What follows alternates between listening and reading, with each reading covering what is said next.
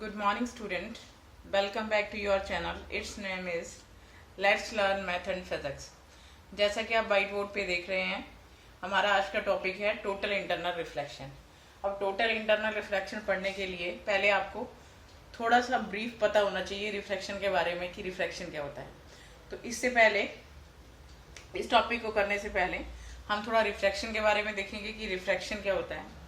अब देखो, रिफ्लेक्शन होता है हमारे पास, रिफ्रैक्शन होता है क्या, इसमें दो पॉइंट हमें ऑलवेज माइंड में रखने होते हैं कि रिफ्रैक्शन के दो पॉइंट है। जब लाइट जाती है rarer to denser, denser medium से रेयरर टू डेंसर मीडियम में जाती है, तो लाइट कहाँ बेंड होती है? It bends toward the normal. तो लाइट किस तरफ बेंड होगी? टुवार्ड द नॉर्मल, नॉर्मल की तरफ बेंड हो जाती है।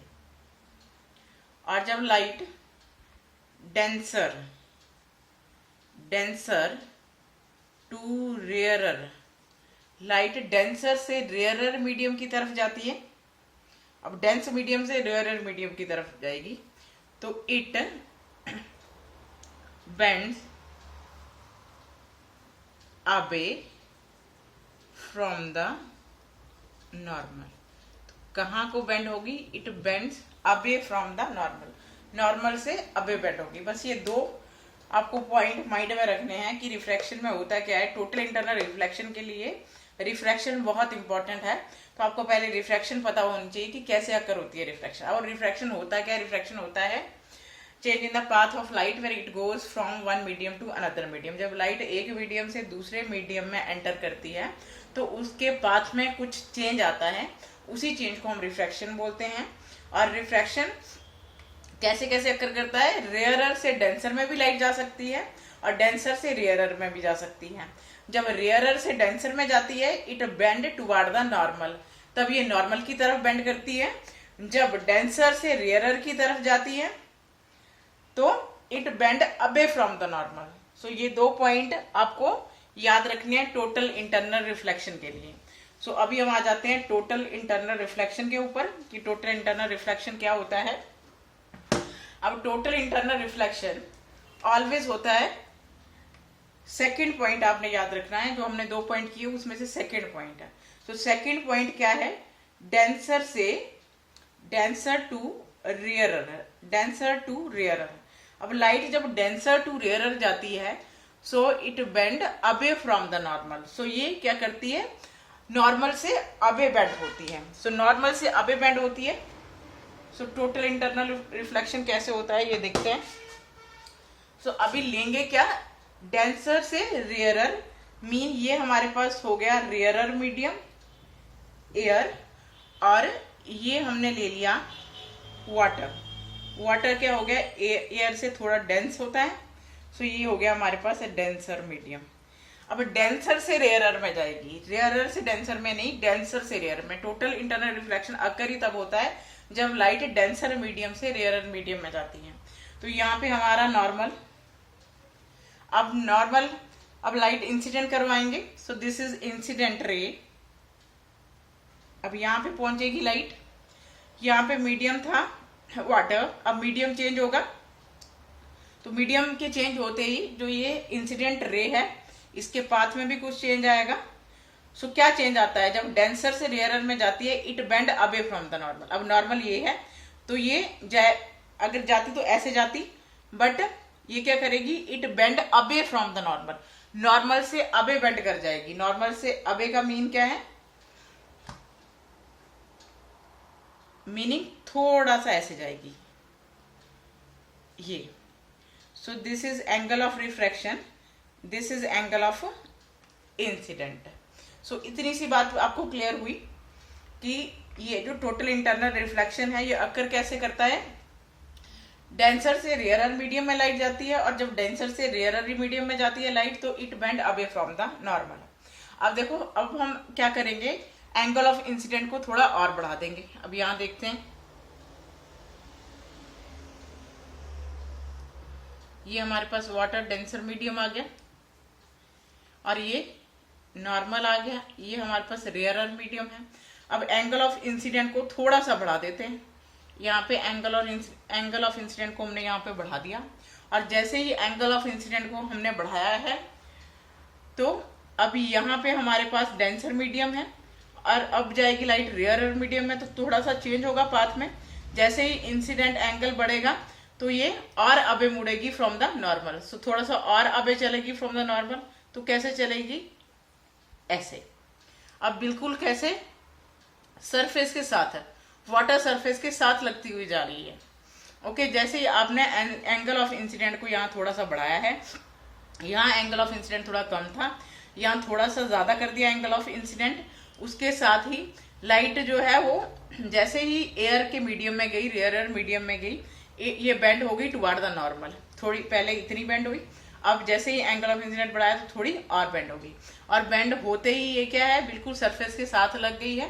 तो यहाँ पे जो एंगल ऑफ रिफ्रैक्शन हमारे पास आएगा, दिस इज 90 डिग्री, और इस एंगल के लिए जो इंसिडेंट एंगल है उसकी वैल्यू क्या हो जाती है? C. C mean critical angle. Critical angle. So incident angle किसके इक्वल हो जाता है? जब हमारे पास लाइट इतनी बेंड कर जाती है कि जो हमारा दूसरा मीडियम है उसकी सरफेस को टच करती है। इस फिनोमिना को बोलते क्या है? Grazing emergence. Grazing emergence. Grazing mean graze करती हुई, छूती हुई जा रही है, दूसरे सरफेस को पूरी तरह से टच करती हुई जा रही है, तो इसको क्या बोलते हैं? Grazing emergence.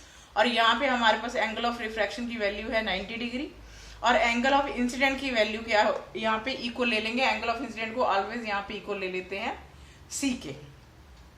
So C mean critical angle. So angle of incident क्या हो जाता है? इक्वल्स टू क्रिटिकल एंगल, जब लाइट क्या करती है, इतनी बेंड हो जाती है कि वो जो डेंसर मीडियम की सरफेस है उसके साथ टच करती हुई जाएगी, तो उस टाइम एंगल ऑफ इंसिडेंट को क्या बोलेंगे? Critical angle. Angle of incident की उस वैल्यू को क्या बोलेंगे?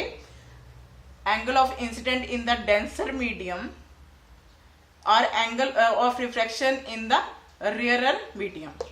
अब एंगल ऑफ रिफ्रैक्शन जो है, जो रिफ्रैक्टेड रे है, इतनी रिफ्रैक्ट हो जाएगी कि हमारा जो डेंसर मीडियम है उसके सरफेस को छूती हुई जाएगी, तब जो एंगल ऑफ इंसिडेंट है उसको हम क्या मानते हैं? Equals to C. So angle of incidence mean, angle of incidence किसके इक्वल हो गए? क्रिटिकल एंगल के इक्वल हो जाता है यहाँ पे।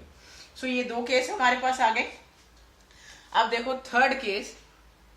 थर्ड केस में हम थोड़ा सा और इंक्रीज कर देंगे एंगल ऑफ इंसिडेंट को।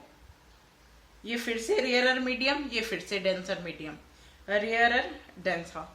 अब लाइट डेंसर मीडियम से रेयरर में जा रही है, थोड़ा सा हमने और बढ़ा दिया, एंगल ऑफ इंसिडेंट को और बढ़ा देते हैं, मीन ऐसे कर दिया। अब यहाँ पे एंगल ऑफ इंसिडेंट और बढ़ गया। जैसे ही एंगल ऑफ इंसिडेंट और बड़ा हुआ तो जब लाइट यहाँ पे पहुंची एयर में, तो इसने क्या किया? ये बेंड हो गई अबे फ्रॉम द नॉर्मल, और इतनी बेंड हो गई कि ये वापस डेंसर मीडियम में फिर से आ गई।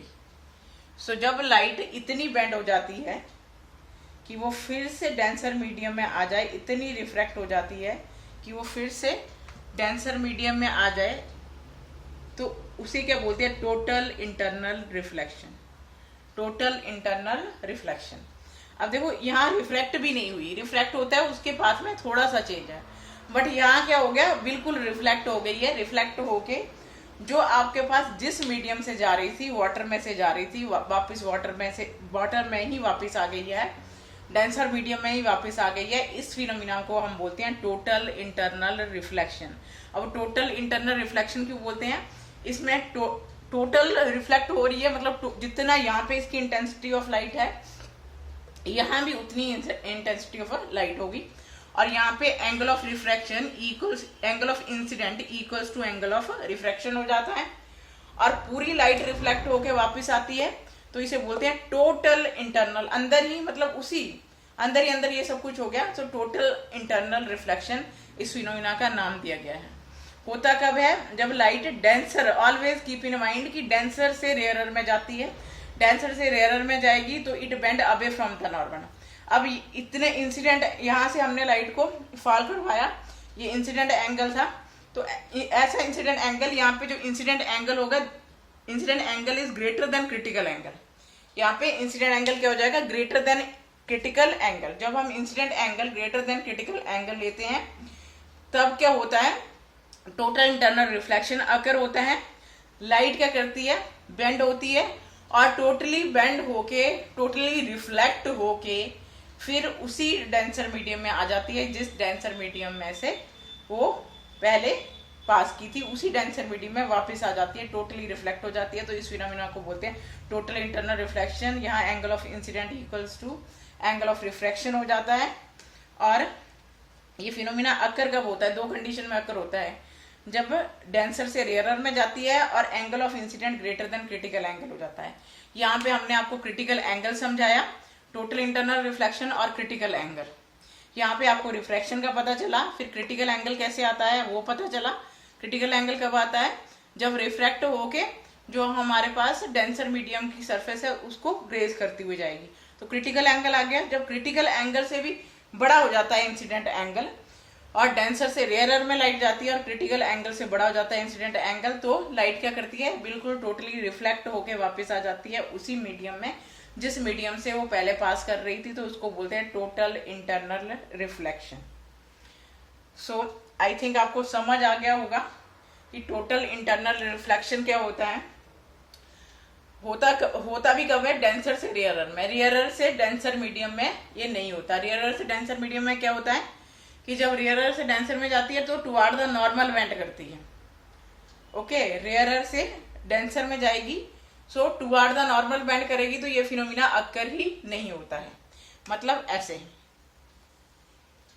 अब ये हमारे पास एयर है और ये रेयरर से डेंसर में, तो जब रेयरर से डेंसर में, यहाँ पे रेयरर से डेंसर में पास करेगी तो यहाँ पे टुवार्ड द नॉर्मल मुड़ जाएगी।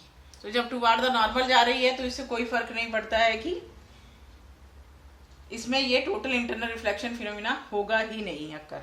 ये होता ही कब है, जब डेंसर से रेयरर में जाती है। अब यहाँ तो टुवार्ड द नॉर्मल चली जाएगी ना, अवे फ्रॉम द नॉर्मल तो नहीं जाएगी, टुवार्ड द नॉर्मल ही जाएगी जब भी जाएगी। सो ये हमारे पास है टोटल इंटरनल रिफ्लेक्शन पूरा टॉपिक। क्रिटिकल एंगल भी इसी के बीच में मैंने आपको समझाया है, ग्रेजिंग एमर्जेंस भी इसी के बीच में समझाया है। यहाँ पे रिफ्रैक्शन हो रहा है, यहाँ पे टोटल इंटरनल रिफ्लेक्शन हो रहा है और यहाँ पे क्रिटिकल एंगल और ग्रेजिंग एमर्जेंस है। सो आई थिंक आपको ये टॉपिक समझ आ गया होगा। अगर ये टॉपिक समझ आया तो वीडियो को एंड तक देखिएगा, वीडियो को लाइक जरूर कीजिएगा एंड शेयर जरूर कीजिएगा और चैनल को सब्सक्राइब कर लीजिएगा और बेल आइकन को भी प्रेस कर दीजिएगा, ताकि जब भी मैं आपको कोई भी ऐसा वीडियो डालूं, फिजिक्स का कोई टॉपिक या मैथ्स का कोई टॉपिक डालूं, तो आपको सबसे पहले मेरा वीडियो मिले। So thank you for watching.